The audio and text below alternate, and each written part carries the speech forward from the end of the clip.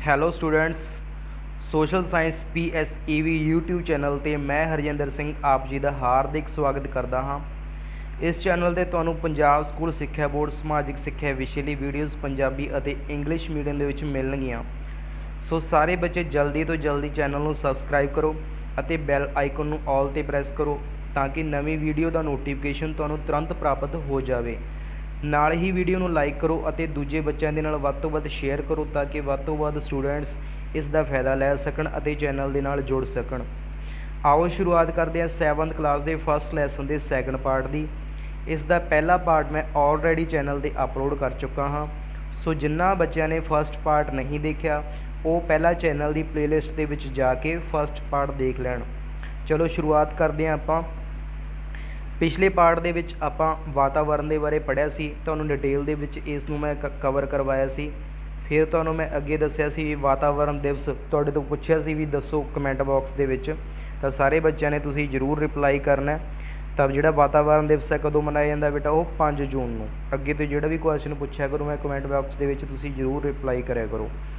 ਫਿਰ ਅੱਗੇ ਤੁਹਾਨੂੰ ਬਦਲਦੇ ਵਾਤਾਵਰਨ ਦੇ ਬਾਰੇ ਦੱਸਿਆ ਸੀ। ਫਿਰ ਉਸ ਤੋਂ ਬਾਅਦ ਅੱਜ ਆਪਾਂ ਜੋ ਕਰਨਾ ਅੱਗੇ ਹੈ ਵਾਤਾਵਰਨ ਦੇ ਅੰਸ਼। ਇਹ ਪਾਰਟ ਆਪਾਂ ਕਰਨਾ ਧਿਆਨ ਦੇ ਨਾਲ, ਬੱਚਿਆਂ ਨੇ ਸਾਰਿਆਂ ਨੇ ਸਮਝਣਾ ਬੇਟਾ। ਅੰਤਰ ਧਿਆਨ ਹੋ ਜਾਇਆ ਕਰੋ ਪੜ੍ਹਾਈ ਦੇ ਸਮੇਂ, ਬਿਲਕੁਲ ਕਿਸੇ ਪਾਸੇ ਕੋਈ ਧਿਆਨ ਨਹੀਂ ਹੈ, ਠੀਕ ਹੈ। ਹੈੱਡਫੋਨ ਲਾ ਕੇ ਆਰਾਮ ਦੇ ਨਾਲ ਬੈਠ ਜਾਇਆ ਕਰੋ ਅਤੇ ਸੁਣਿਆ ਕਰੋ ਲੈਕਚਰ ਨੂੰ ਧਿਆਨ ਦੇ ਨਾਲ, ਕਿਉਂਕਿ ਜਿੰਨਾ ਤੁਸੀਂ ਸੁਣੋਗੇ ਓਨਾ ਹੀ ਤੁਹਾਡੇ ਸਮਝ ਦੇ ਵਿੱਚ ਆਊਗਾ ਅਤੇ ਤੁਹਾਨੂੰ ਕੁਐਸਚਨ ਆਸਾਨੀ ਦੇ ਨਾਲ ਯਾਦ ਹੋ ਜਾਣਗੇ ਅਤੇ ਪੇਪਰ ਦੇ ਵਿੱਚ ਤੁਸੀਂ ਵਧੀਆ ਸਕੋਰ ਕਰ ਸਕੋਗੇ। ਤਾਂ ਸਾਰੇ ਬੱਚੇ ਇੰਟਰਸਟ ਦੇ ਨਾਲ ਸੁਣਿਆ ਕਰੋ ਪੂਰਾ। ਵੈਸੇ ਵੀ ਤੁਹਾਨੂੰ ਇਹ ਜਾਣਨਾ ਬਹੁਤ ਜ਼ਿਆਦਾ ਜ਼ਰੂਰੀ ਹੈ, ਠੀਕ ਹੈ।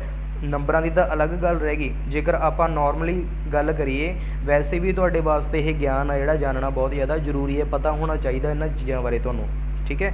ਤਾਂ ਆਪਾਂ ਵਾਤਾਵਰਨ ਦੇ ਅੰਸ਼ ਹੈ ਜਿਹੜੇ ਉਹ ਧਿਆਨ ਦੇ ਨਾਲ ਸਮਝਣਾ ਬੇਟਾ ਸਾਰਿਆਂ ਨੇ। ਆਪਾਂ ਕਰਦੇ ਹਾਂ ਤਾਂ ਪ੍ਰਿਥਵੀ ਦੇ ਵਾਤਾਵਰਨ ਨੂੰ ਜੇਕਰ ਆਪਾਂ ਚੰਗੀ ਤਰ੍ਹਾਂ ਜਾਣਨਾ ਗਾ, ਚੰਗੀ ਤਰ੍ਹਾਂ ਸਮਝਣਾ ਪ੍ਰਿਥਵੀ ਦੇ ਵਾਤਾਵਰਨ ਨੂੰ, ਉਹਦੇ ਵਾਸਤੇ ਜ਼ਰੂਰੀ ਹੈ ਵੀ ਪ੍ਰਿਥਵੀ ਦੇ ਵਾਯੂਮੰਡਲ ਦੇ ਵਿੱਚ, ਇਸ ਦੇ ਵਾਤਾਵਰਨ ਦੇ ਵਿੱਚ ਜਿਹੜੇ 4 ਮੰਡਲ ਨੇ ਉਹਨਾਂ ਦਾ ਅਧਿਐਨ ਕਰਨਾ, ਉਹਨਾਂ ਦੇ ਬਾਰੇ ਸਟੱਡੀ ਕਰਨਾ ਸਾਡੇ ਵਾਸਤੇ ਬਹੁਤ ਹੀ ਜ਼ਿਆਦਾ ਜ਼ਰੂਰੀ ਹੋ ਜਾਂਦਾ ਹੈ ਜੇਕਰ ਅਸੀਂ ਵਾਤਾਵਰਨ ਨੂੰ ਚੰਗੀ ਤਰ੍ਹਾਂ ਸਮਝਣਾ।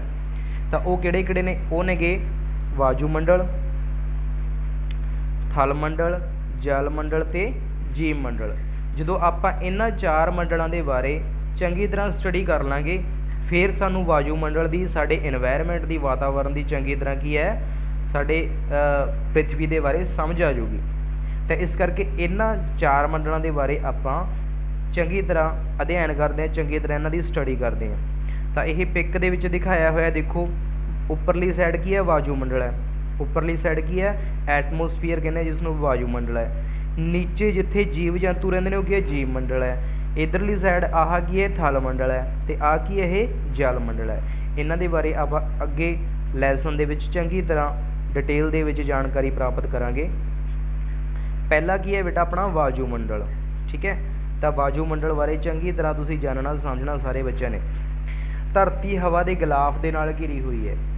ਧਰਤੀ ਕੀ ਹੈ? ਚਾਰੇ ਪਾਸੇ ਧਰਤੀ ਦੇ ਕੀ ਹੈ? ਹਵਾ ਦਾ ਇੱਕ ਮੋਟਾ ਗਿਲਾਫ ਹੈ, ਬਹੁਤ ਵੱਡੇ ਪੱਧਰ 'ਤੇ। ਇਸ ਹਵਾਈ ਗਿਲਾਫ ਦਾ ਨਾਂ ਕੀ ਹੈ? ਵਾਯੂਮੰਡਲ ਹੈ। ਵਾਯੂ ਦਾ ਅਰਥ ਹੀ ਕੀ ਹੁੰਦਾ? ਹਵਾ। ਕਹਿਣ ਦਾ ਭਾਵ ਹਵਾ ਦਾ ਮੰਡਲ, ਹਵਾ ਦਾ ਗਿਲਾਫ ਮੋਟਾ, ਜੋ ਕਿ ਧਰਤੀ ਦੇ ਆਸੇ ਪਾਸੇ ਕੀ ਹੈ? ਛਾਇਆ ਹੋਇਆ ਗਾ। ਸੂਰਜ ਪਰਿਵਾਰ ਦੇ ਹੋਰ ਗ੍ਰਹਿਆਂ, ਕੇਵਲ ਬੁੱਧ ਗ੍ਰਹਿਆਂ ਅਤੇ ਉਪਗ੍ਰਹਿਆਂ ਨੂੰ ਛੱਡ ਕੇ ਹੋਰਾਂ ਦੁਆਲੇ ਵੀ ਕੀ ਹੈ? ਵਾਯੂਮੰਡਲ ਪਾਇਆ ਜਾਂਦਾ। ਤਾਂ ਆਪਾਂ ਦੇਖੋ 6th ਕਲਾਸ ਦੇ ਵਿੱਚ ਇਹ ਕੀਤਾ ਸੀ, ਸੂਰਜੀ ਪਰਿਵਾਰ ਦੇ ਬਾਰੇ ਸਟੱਡੀ ਕੀਤੀ ਸੀ ਅਤੇ ਉਹਦੇ ਬਾਰੇ ਆਪਾਂ ਜਾਣਿਆ ਸੀ ਵੀ ਸੋਲਰ ਸਿਸਟਮ ਦੇ ਵਿੱਚ ਟੋਟਲ 8 ਗ੍ਰਹਿ ਨੇ। ਸੂਰਜ ਕੀ ਆਪਣਾ ਇੱਕ ਤਾਰਾ ਗਾ ਅਤੇ ਉਸ ਦੇ ਆਸੇ ਪਾਸੇ 8 ਗ੍ਰਹਿ ਚੱਕਰ ਲਗਾ ਰਹੇ ਹੈ। ਉਹਨਾਂ ਦੇ ਵਿੱਚ ਬੁੱਧ ਗ੍ਰਹਿ ਨੂੰ ਛੱਡ ਕੇ ਅਤੇ ਉਹਨਾਂ ਗ੍ਰਹਿਆਂ ਦੇ ਉਪਗ੍ਰਹਿਆਂ ਨੂੰ ਛੱਡ ਕੇ ਬਾਕੀ ਸਾਰਿਆਂ ਦੇ ਆਲੇ ਦੁਆਲੇ ਕੀ ਹੈ? ਵਾਯੂਮੰਡਲ ਹੈ। ਵਾਯੂਮੰਡਲ ਪਾਇਆ ਜਾਂਦਾ। ਉਹ ਅਲੱਗ ਗੱਲ ਹੈ ਵੀ ਜਿਹੜਾ ਜੀਵਨ ਦੇ ਅਨੁਕੂਲ ਵਾਯੂਮੰਡਲ ਹੈ ਉਹ ਸਿਰਫ ਕਿੱਥੇ ਪਾਇਆ ਜਾਂਦਾ? ਸਿਰਫ ਪ੍ਰਿਥਵੀ 'ਤੇ ਹੀ ਪਾਇਆ ਜਾਂਦਾ, ਬਾਕੀ ਗ੍ਰਹਿਆਂ 'ਤੇ ਕਿਸੇ 'ਤੇ ਨਹੀਂ ਪਾਇਆ ਜਾਂਦਾ। ਪਰ ਬਾਕੀ ਗ੍ਰਹਿਆਂ 'ਤੇ 7 ਗ੍ਰਹਿਆਂ ਦੇ ਉੱਪਰ ਵਾਯੂਮੰਡਲ ਦੀ ਮੌਜੂਦਗੀ ਹੈਗੀ ਹੈ।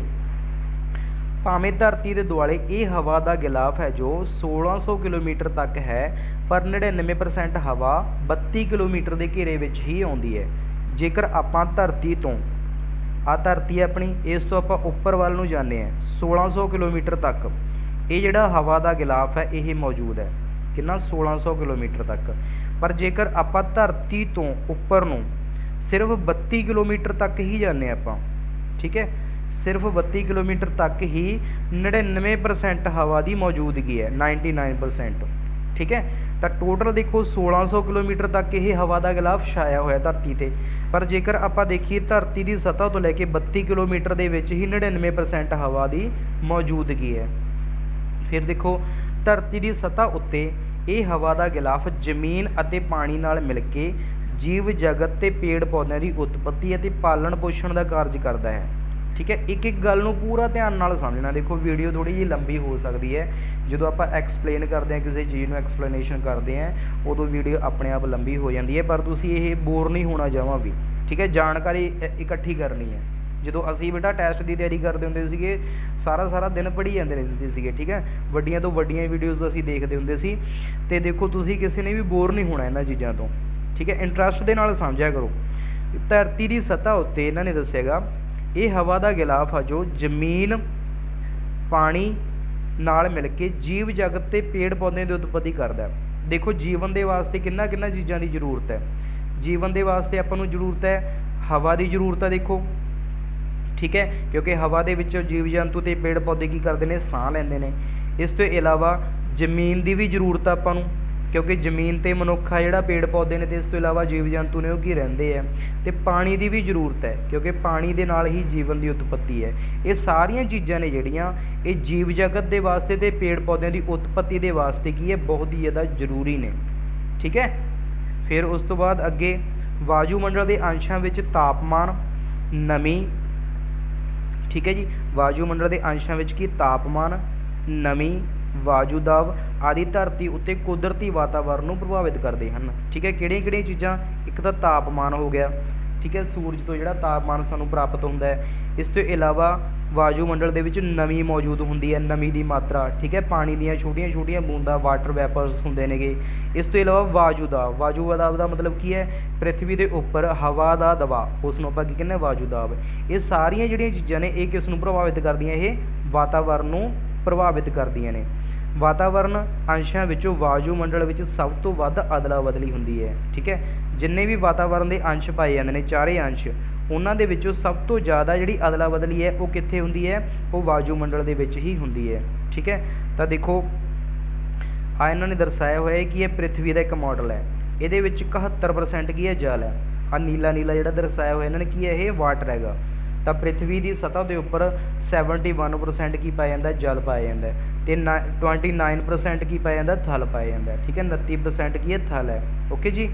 तो देखो पृथ्वी ते तुहानूं मैं हुणे दस के हटियागा, जेकर आ पृथ्वी है ये आसे पासे हुणे आपां पढ़ के हटिया वायुमंडल है, ठीक है।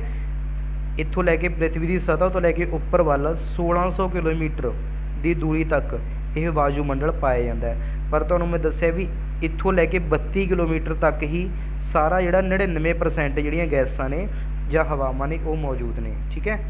ये तो सीगा वायुमंडल। आपां अगे गल करते हैं थल मंडल की। तो उत्ते तुहानूं मैं हुणे ही पिक दे विच दिखा के हटांगा भी धरती की सतह अते पानी अते जमीन की बनी हुई है। धरती की सतह किस दी बनी हुई है, पानी ते जमीन की बनी हुई है, ओके। तो जिस दे विच तुहानूं दस्सिया सी मैं किन्ना गा पानी, किन्ना गा 71% पानी है, तो थल किन्ना गा जमीन कितनी है 29% है। तो जमीन बहुत ही ज़्यादा घट है धरती ते, ठीक है। ज़्यादा मात्रा दे विच की है पानी की मौजूदगी है इत्थे धरती के उपर, ठीक है जी। तो देखो जो आपां ब्रह्मंड दे विचों धरती नूं देखांगे तो सानूं नीले कलर की दिखाई देगी। क्यों दिखाई देगी, क्योंकि इत्थे पानी की मात्रा बहुत ज़्यादा है, ठीक है। तो इस करके इसनूं नीला ग्रह भी कहा जाता है इस वजह के करके, क्योंकि जो आपां पिक देखांगे ना धरती की, ठीक है, वायु उतों पुलाड़ दे विचों स्पेस दे विचों, तो सानूं नीले रंग की दिखाई देगी। तो देखो 29% की है जमीन है, तो 71% की है पानी है। धरती का 2/3 जमीनी भाग उत्तरी गोलार्ध दे विच है। तो तुहानूं मैं पहला ही दसना चाहना, देखो धरती है जिहड़ी उसनूं आपां आ विचकार दी की है भूमध्य रेखा हैगी, ठीक है। आह की है धरती का उत्तरी सिरा, तो आ की है दक्षिणी सिरा गा, ठीक है। तो इसनूं आपां देखो धरती 2 पार्ट्स दे विच वंडेगी, ओके। आह उपरला सिरा जिहड़ा इसनूं आपां की कहांगे उत्तरी गोलार्ध कहांगे, उत्तरी गोलार्ध।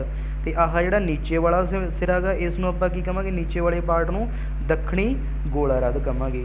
तो यह उत्तरी गोलार्ध ते दक्षिणी गोलार्ध दे विच धरती जिहड़ी ओह वंडी हुई है। तो ज़्यादातर जिहड़ा हिस्सा है धरती का वो कित्थे है, उत्तरी गोलार्ध दे विच ही मौजूद है। अगे देखो, धरती के बाहरले ठोस चापड़ की मोटाई 80 तो 100 किलोमीटर है। ओके, ये मोटाई हर जगह इक्को जी नहीं है।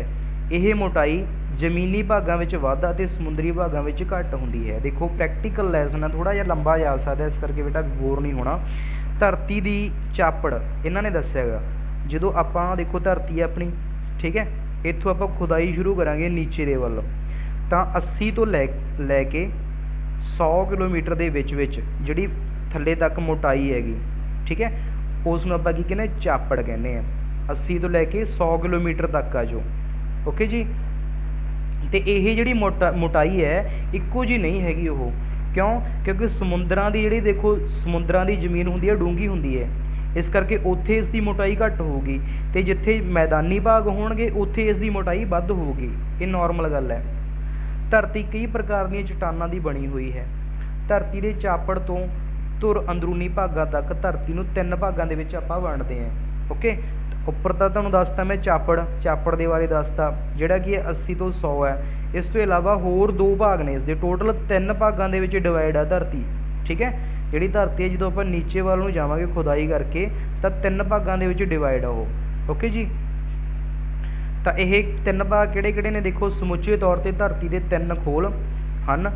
धरती का चापड़ है एक तो, ठीक है, एक की है मैंटल है, तो एक की है केंद्री भाग है, ठीक है। 3 पार्ट्स दे विच धरती जिहड़ी डिवाइड है, एक तो चापड़ दे विच है, एक मैंटल दे विच ते एक केंद्री भाग है, जिहड़ा बिल्कुल ही सेंटर दे विच है, जिथे बहुत ही ज़्यादा गर्मी है धरती दे विच। अगे देखो, सब तो उपरली परत नूं आपां की कहने सियाल कहने हैं, जो कि वधेरे करके सिलिकॉन अते एलूमीनीयम की बनी हुई है। किहड़े-किहड़े पदार्थों की बनी हुई है, एक तो सिलिकॉन की ते एक एलूमीनीयम की। जिवें कि सियाल, ठीक है, SI ते AL। SI का मतलब की है सिलिकॉन, तो AL का मतलब की है एलूमीनीयम। इत्थे सिलिकॉन अते एलूमीनीयम ज़्यादा मात्रा दे विच पाए जाते हैं। सब तो उपरली परत है जी, जिसनूं आपां की कहने सियाल कहने हैं। सियाल का मतलब कि SI का मतलब सिलिकॉन, तो AL का मतलब एलूमीनीयम। अगे देखो, विचकारले भाग नूं की कहते हैं सीमा आखदे नेगे, ठीक है, जिस दे विच की है सिलिकॉन भी है तो मैगनीशियम होंदे ने। SI का मतलब की है सिलिकॉन, तो MA इत्थे MA रखता है ना नाम, पर जिहड़ा मैगनीशियम है उसनूं आपां की कहने MG कहने हैं। ओके, तो जिहड़ा सब तो नीचे वाला भाग है, बिल्कुल विचकारला भाग धरती के सेंटर वाला, उसनूं आपां की कहने नाइफ कहने हैं, जिस विच NI का मतलब की है निकल अते लोहे की बनी हुई है, ठीक है जी।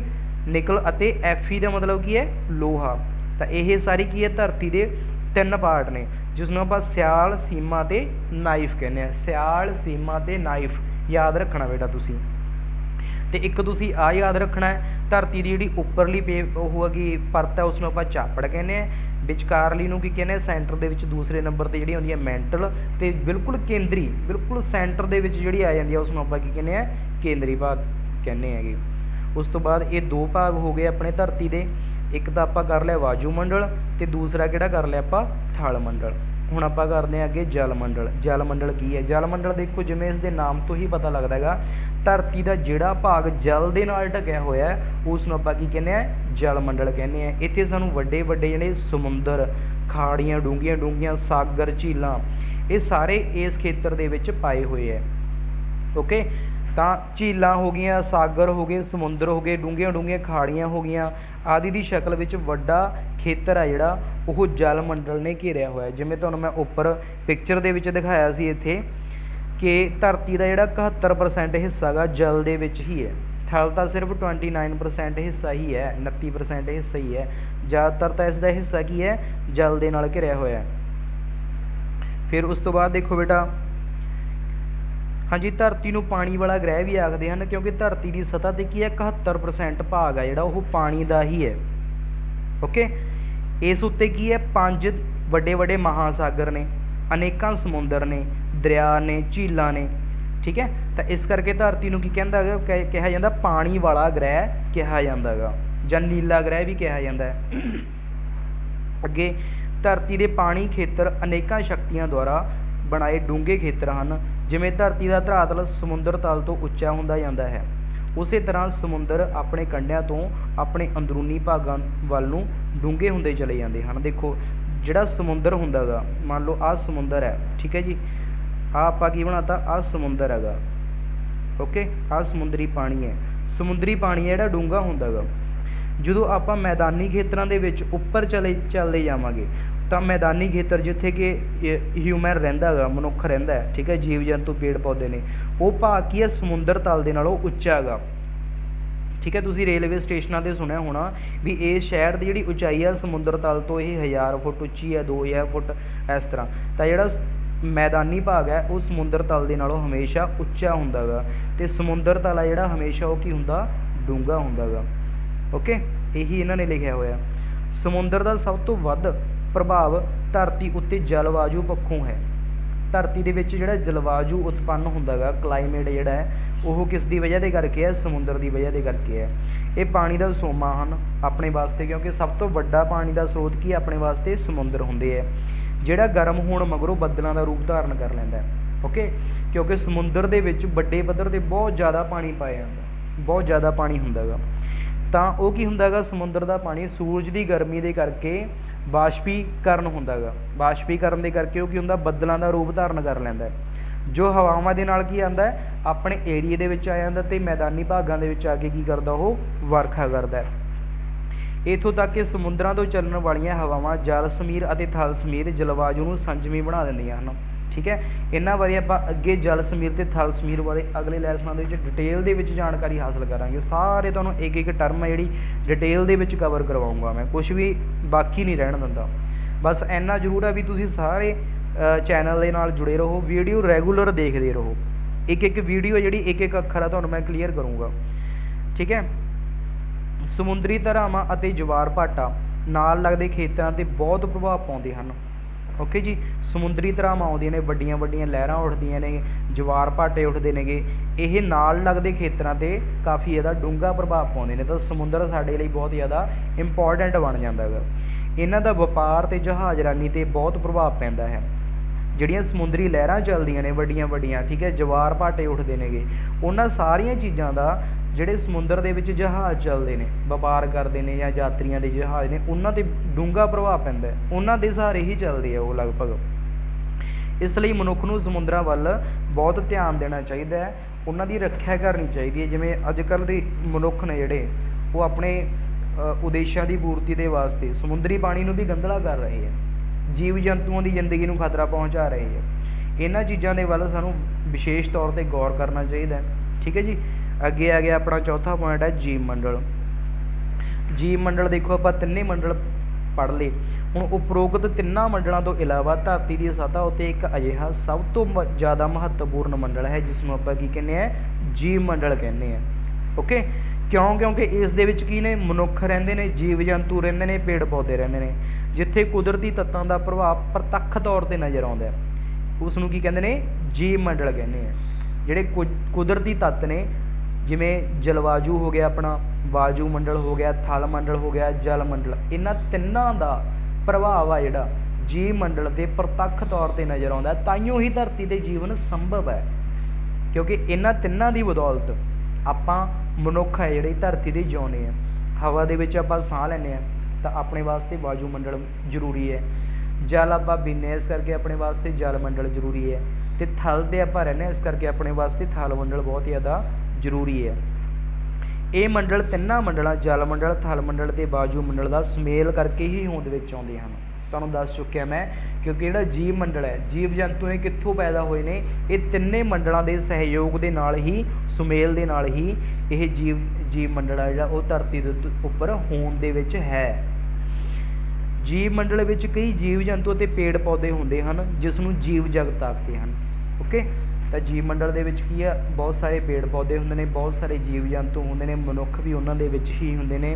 ਅਤੇ ਇਹ ਕਿਸ ਦੀ ਬਦੌਲਤ ਹੈ, ਇਹ ਤਿੰਨੇ ਮੰਡਲਾਂ ਦੀ ਬਦੌਲਤ ਹੈ।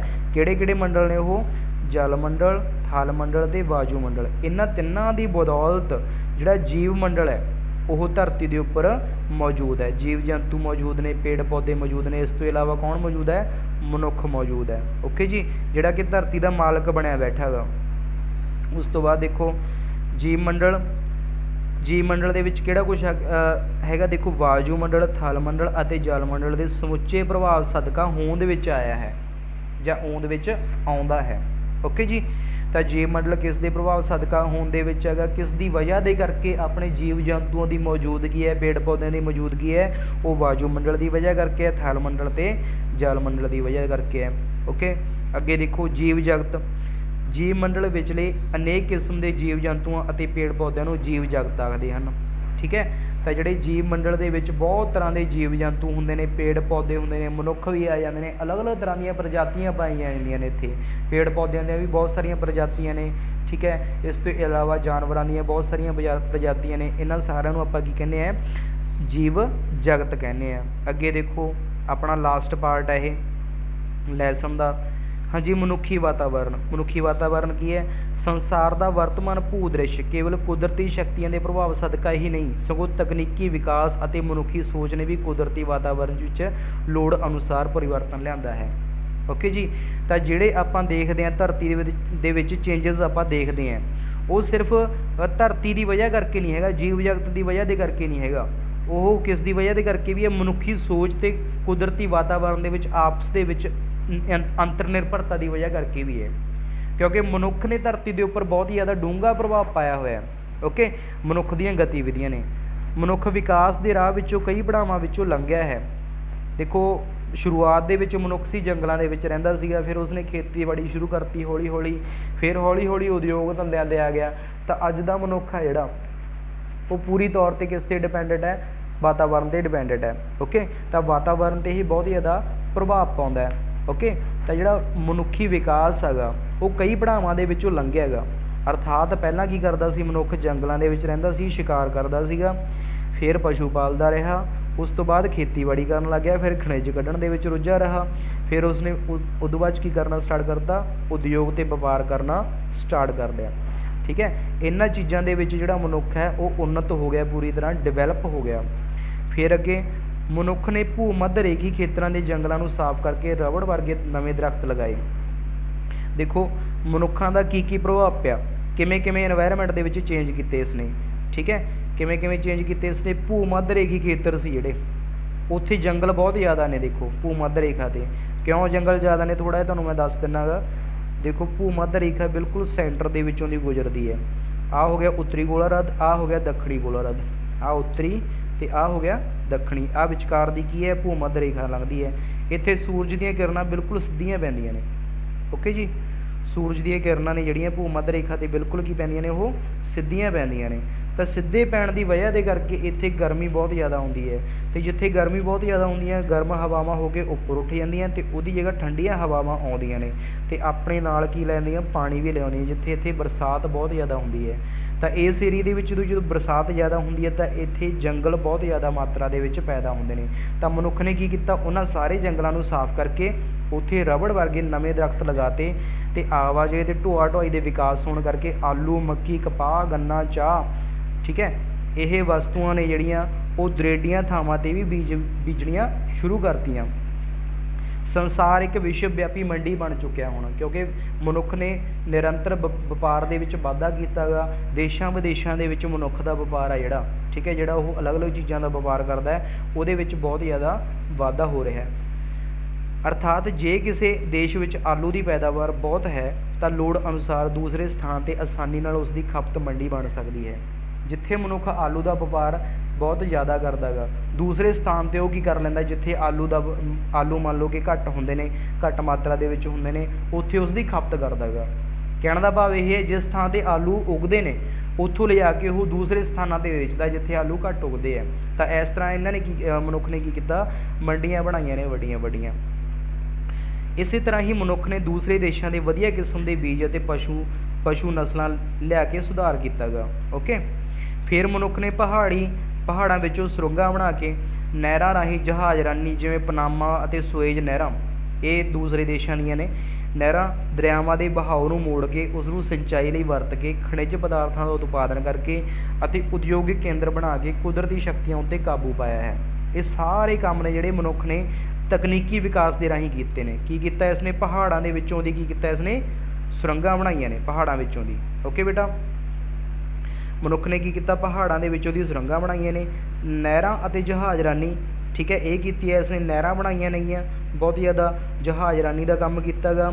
ਵੱਡੇ ਵੱਡੇ ਇਸਨੇ ਕੀ ਕੀਤਾ, ਨਹਿਰਾਂ ਦੇ ਵਿੱਚੋਂ ਦਰਿਆਵਾਂ ਦੇ ਵਿੱਚੋਂ ਕੀ ਕੀਤਾ ਇਸਨੇ, ਨਹਿਰਾਂ ਕੱਢੀਆਂ ਨੇ, ਠੀਕ ਹੈ। ਅਤੇ ਸਿੰਚਾਈ ਲਈ ਇਸ ਨੂੰ ਵਰਤਿਆ ਹੈਗਾ।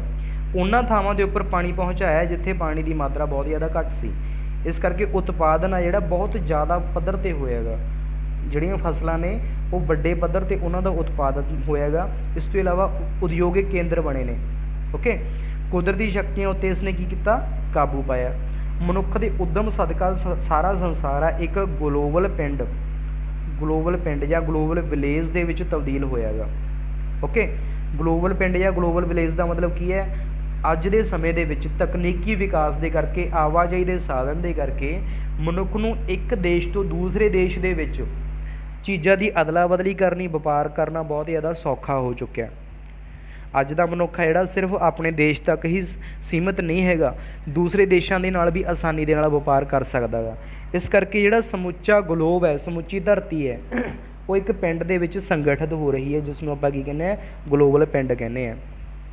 ਕਿਉਂਕਿ ਮਨੁੱਖ ਨੂੰ ਇੱਕ ਜਗ੍ਹਾ ਤੋਂ ਦੂਸਰੀ ਜਗ੍ਹਾ ਟਰੈਵਲ ਕਰਨਾ ਜਾਂ ਸੰਚਾਰ ਦੇ ਸਾਧਨਾਂ ਦੇ ਨਾਲ ਇੱਕ ਜਗ੍ਹਾ ਤੋਂ ਦੂਸਰੀ ਜਗ੍ਹਾ ਸੰਬੰਧ ਕਾਇਮ ਕਰਨਾ ਬਹੁਤ ਹੀ ਜ਼ਿਆਦਾ ਆਸਾਨ ਹੋ ਚੁੱਕਿਆ ਹੈਗਾ, ਠੀਕ ਹੈ। ਤਾਂ ਇਸ ਕਰਕੇ ਹੀ ਇਸ ਨੂੰ ਕੀ ਕਿਹਾ ਜਾਂਦਾ, ਸਾਰੇ ਸਮੁੱਚੀ ਪ੍ਰਿਥਵੀ ਨੂੰ ਕੀ ਕਿਹਾ ਜਾਂਦਾ, ਗਲੋਬਲ ਪਿੰਡ ਕਿਹਾ ਜਾਂਦਾ। ਕਿਉਂ? ਕਿਉਂਕਿ ਮਨੁੱਖ ਨੇ ਤਕਨੀਕੀ ਵਿਕਾਸ ਬਹੁਤ ਜ਼ਿਆਦਾ ਕੀਤਾ ਹੋਇਆ, ਜਿਸ ਦਾ ਹਰੇਕ ਮਨੁੱਖੀ ਕਿੱਤੇ ਉੱਤੇ ਪ੍ਰਭਾਵ ਪੈ ਰਿਹਾ ਹੈ। ਅਰਥਾਤ ਮਨੁੱਖ ਨੇ ਆਪਣੀਆਂ ਲੋੜਾਂ ਅਨੁਸਾਰ ਕੁਦਰਤੀ ਸਾਧਨਾਂ ਦੀ ਵਰਤੋਂ ਕਰਨ ਦਾ ਹੁਨਰ ਪ੍ਰਾਪਤ ਕਰ ਲਿਆ ਹੈ। ਓਕੇ, ਤਾਂ ਇਹ ਆਪਣਾ ਲੈਸਨ ਹੋ ਗਿਆ ਕੰਪਲੀਟ। ਆਹ ਜਿਹੜੇ ਇਸ ਦੇ ਇੰਪੋਰਟੈਂਟ ਨੁਕਤੇ ਹੈ ਉਹਨਾਂ ਬਾਰੇ ਆਪਾਂ ਇੱਕ ਵਾਰੀ ਦੇਖ ਲੈਂਦੇ ਹਾਂ। ਵਾਤਾਵਰਨ ਬਾਰੇ ਤੁਹਾਨੂੰ ਦੱਸ ਚੁੱਕਿਆ ਸੀ ਪਹਿਲੇ ਪਾਰਟ ਦੇ ਵਿੱਚ ਮੈਂ ਵੀ ਵਾਤਾਵਰਨ ਕੀ ਹੈ, ਠੀਕ ਹੈ। ਵਾਤਾਵਰਨ ਤੋਂ ਭਾਵ ਧਰਤੀ ਦੇ ਆਲੇ ਦੁਆਲੇ ਤੋਂ ਹੈ, ਧਰਤੀ ਦਾ ਚੌਗਿਰਦਾ। ਓਕੇ, ਇਸ ਵਿੱਚ ਧਰਾਤਲ ਵੀ ਹੈ ਅਤੇ ਜਲਵਾਯੂ ਵੀ ਹੈ, ਠੀਕ ਹੈ। ਫਿਰ ਉਸ ਤੋਂ ਬਾਅਦ ਵਾਤਾਵਰਨ ਦੇ ਅੰਸ਼ ਕਿਹੜੇ ਅੱਜ ਆਪਾਂ ਕੀਤਾ ਹੈ, ਜਲ ਮੰਡਲ, ਥਲ ਮੰਡਲ, ਵਾਯੂ ਮੰਡਲ ਅਤੇ ਜੀਵ ਮੰਡਲ। ਫਿਰ ਉਸ ਤੋਂ ਬਾਅਦ ਅੱਗੇ ਲਾਸਟ ਤੀਸਰਾ ਪੁਆਇੰਟ ਆਪਣਾ ਕਿਹੜਾ, ਮਨੁੱਖ ਵੱਲੋਂ ਸੰਸਾਰ ਵਿੱਚ ਕੁਦਰਤੀ ਸ਼ਕਤੀਆਂ ਉੱਤੇ ਕਾਬੂ ਪਾ ਕੇ ਆਪਣੇ ਹੱਕ ਵਿੱਚ ਵਰਤੇ ਜਾਣ ਦੇ ਸਾਂਝੇ ਉਦਮ ਨਾਲ ਇਹ ਸੰਸਾਰ ਕੀ ਹੈ, ਗਲੋਬਲ ਪਿੰਡ ਜਿਹਾ ਨਜ਼ਰ ਆਉਣ ਲੱਗ ਪਿਆ ਹੈ। ਤਾਂ ਇਹ ਲੈਸਨ ਆਪਣਾ ਹੋ ਗਿਆ ਕਵਰ। ਇਹਦੇ ਕੁਐਸਚਨ ਨੇ ਆਪਣੀਆਂ ਤੁਸੀਂ ਨੋਟਬੁੱਕਸ 'ਤੇ ਕਰਕੇ ਯਾਦ ਕਰਨੇ ਆ, ਠੀਕ ਹੈ ਬੇਟਾ। ਓਕੇ।